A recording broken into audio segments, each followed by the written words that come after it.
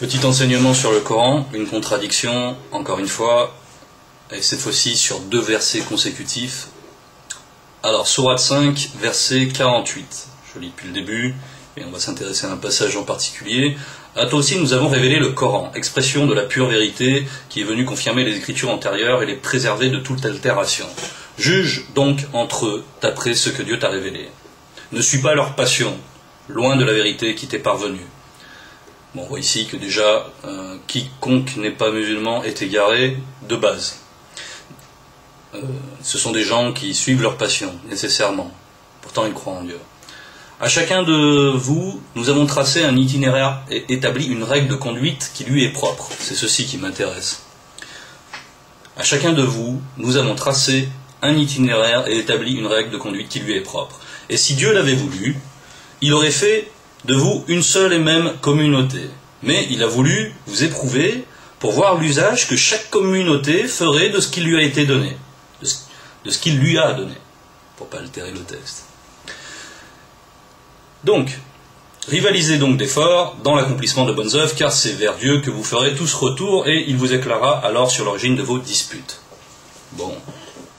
Nous sommes d'accord qu'ici, le Coran prétend que Dieu voudrait éprouver la fidélité de chacun en fonction d'une appartenance à une doctrine en propre, ou ligne de conduite venue de lui. Chaque communauté reçoit donc une révélation, une doctrine, une ligne de conduite en propre.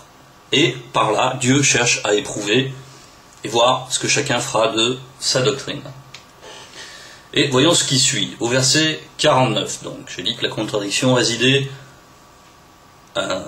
sur 2 versets consécutifs, et nous allons le voir immédiatement. Donc, je commence depuis le début. Juge donc entre eux d'après ce que Dieu t'a révélé, sans rien céder à leur passion.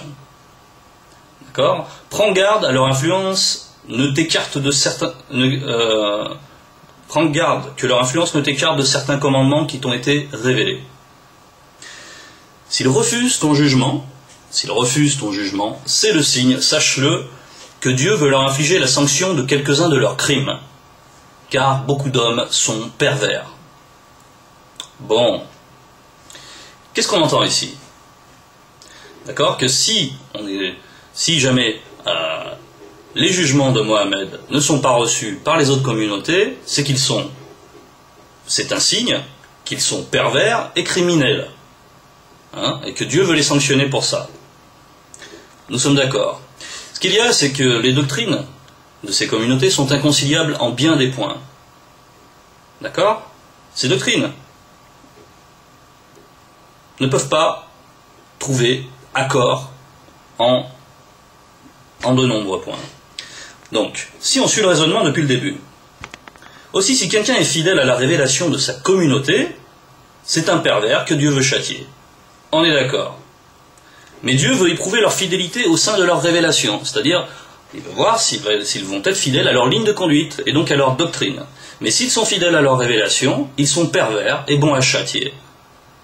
Voilà une manifeste contradiction, une insulte au bon sens,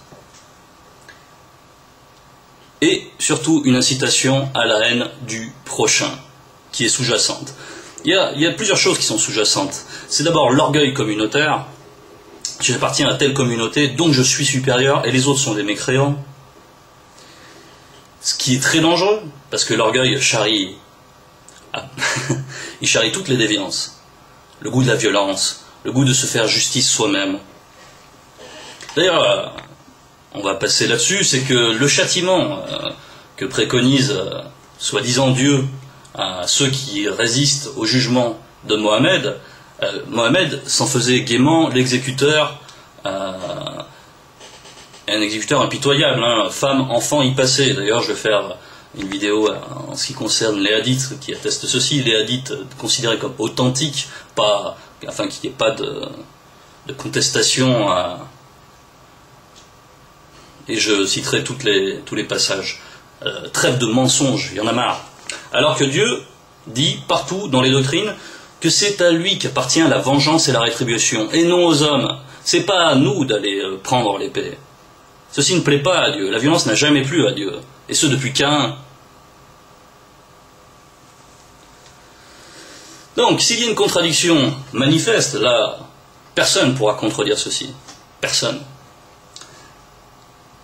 Est-ce que Dieu est homme pour se contredire?